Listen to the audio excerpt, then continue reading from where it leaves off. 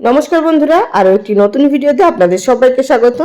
আজ আমি আপনাদের তৈরি করে দেখাবো একটি দুর্দান্ত স্বাদের আইসক্রিমের রেসিপি, যেটা কি একদম কম খরচে এবং একদমই কম সময়ের মধ্যে তৈরি হয়ে যায়। না লাগছে এখানে আপনাদের কোনো ক্রিমের প্রয়োজন, না লাগছে এখানে গ্যাস জ্বালানোর প্রয়োজন। বিনা গ্যাস জ্বালিয়েই কিন্তু আজকের এই দুর্দান্ত স্বাদের কম খরচের আইসক্রিম তৈরি হয়ে যাবে। আর খেতে এতটা টেস্টফুল হয়, আপনারা না বানিয়ে খেলে আপনারা একদমই বুঝতে পারবেন না যে এটি খেতে কতটা টেস্টি হয়। আর এই গরমের সময় তো আমাদের বাচ্চা থেকে বড় সকলেরই আইসক্রিম খেতে খুব ভালো লাগে। তো বন্ধুরা, আর বেশি কথা না বলে শুরু করা যাক আজকের এই ভিডিওটি। সবার প্রথমে আপনাদের এখানে আমি দেখিয়ে দিচ্ছি, আমি এখানে নিয়েছি একটি মাঝারি সাইজের নারকেল। আর নারকেলটাকে ছাড়িয়ে এইভাবে পাতলা পাতলা করে কেটে নিয়েছি। আর অবশ্যই কিন্তু নারকেলের খোসাটাকে ছাড়িয়ে নেবেন, তবেই কিন্তু আইসক্রিমগুলো সাদা হবে। তো ভালোভাবে আমি এখানে ধুয়েও নিয়েছি, আর তার মধ্যে দিয়ে দিলাম 1/4 কাপ পরিমাণ জল। তো এখানে আমি গ্রাইন্ড করে নিলাম নারকেলটাকে। দেখতেই পাচ্ছেন নারকেল কুড়ার থেকে কিন্তু অনেকটাই মিহি আছে। আর এখান থেকে আমি 2 টেবিল চামচ মতো রেখে নিচ্ছি, সেটা আপনাদেরকে পরে দেখিয়ে দেবো কি কারণে রাখলাম। এবার এই নারকেল বাটার মধ্যে দিয়ে দিচ্ছি 1/2 কাপ পরিমাণ চিনি। এখানে মিষ্টিটা যতটা খাবেন আপনারা ঠিক সেই বুঝে দিতে হবে। আর দিলাম এখানে 2 থেকে 3টে এলাচের দানা, এতে করে ফ্লেভারটা খুব সুন্দর আসবে। আর দিচ্ছি এখানে ছোট 10 টাকা দামের একটি গুঁড়ো দুধের প্যাকেট, বা এখানে আপনারা 2 টেবিল চামচ পরিমাণ গুঁড়ো দুধ ব্যবহার করতে পারেন। আর দিলাম এখানে 1 কাপ পরিমাণ দুধ দিয়ে এটিকে খুব সুন্দর একটি স্মুথ পেস্ট তৈরি করে নিলাম। তো দেখতেই পাচ্ছেন খুব ভালোভাবে পেস্ট তৈরি হয়ে গেছে। অপরদিকে একটি আইসক্রিমের মোল্ড নিয়েছি, আর এবার এই মোল্ডের মধ্যে ঢেলে দিতে হবে তৈরি করে রাখা আইসক্রিমের ব্যাটার। তার আগে এর মধ্যে দিয়ে দিচ্ছি সামান্য পরিমাণ বেটে নেওয়া নারকেল। যে নারকেলটা বেটে নেওয়া হয়েছিল তার থেকে কিছুটা রেখে দিয়েছি। তো এইভাবে যদি নারকেলটা একটু দেওয়া হয় তাহলে কিন্তু খুব ভালো হয়, আইসক্রিমের সামনের দিকটা নারকেল নারকেল ভাব থাকে। এবার এর মধ্যে দিয়ে দিলাম তৈরি করে রাখা ব্যাটারটা। এখানে কিন্তু নারকেল দুধের মিশ্রণটা আমাদের এমনভাবে দিতে হবে যাতে করে সম্পূর্ণভাবে ভর্তি না হয়। অবশ্যই কিন্তু হালকা এইভাবে একটু ফাঁকা রেখেই আমাদেরকে ভর্তি করতে হবে।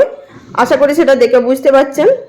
এবার উপর থেকে অ্যালুমিনিয়াম ফয়েল দিয়ে এটির মুখটাকে বন্ধ করে দেব। তবে আপনাদের যদি কাছে অ্যালুমিনিয়াম ফয়েল না থাকে সেক্ষেত্রে আপনারা প্লাস্টিক দিয়েও ঢাকা দিয়ে দিতে পারেন। মোট কথা এখানে বাইরের বাতাসটা যাতে ভেতরে না ঢুকে সেটা অবশ্যই খেয়াল রাখতে হবে, সেই বুঝে আমাদেরকে এটি বন্ধ করতে হবে। তো এখানে অ্যালুমিনিয়াম ফয়েল দিয়ে খুব ভালোভাবে বন্ধ করে নিলাম। এবার উপর থেকে হালকা একটু করে ফুটো করে নেব, এতে করে আইসক্রিমের স্টিকগুলো ঢোকাতে সুবিধা হবে।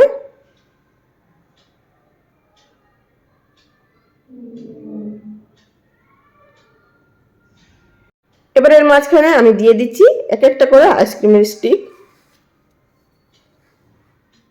সমস্ত খাপগুলোর মধ্যে আইসক্রিমের স্টিক দিয়ে দিলাম। এবার আমাদের এটিকে জমতে দিতে হবে ডিপ ফ্রিজে প্রায় 8 থেকে 9 ঘন্টা মতো। আমি এটি সারা রাতের জন্য জমতে দিয়েছিলাম, পরের দিন আপনাদের দেখিয়ে দিচ্ছি। কারোর ফ্রিজে একটু বেশিও সময় লাগতে পারে, বা কারোর ফ্রিজে একটু সময় কমও লাগতে পারে। এবার উপরের অ্যালুমিনিয়াম ফয়েলটাকে তুলে দেব। উপরের অ্যালুমিনিয়াম ফয়েলটাকে তুলে দিয়ে এটিকে আমাদের মিনিট খানেকের মধ্যে ঠিক এইভাবেই রেখে দিতে হবে। জলের মধ্যেও চোবানোর কোনো প্রয়োজন নেই।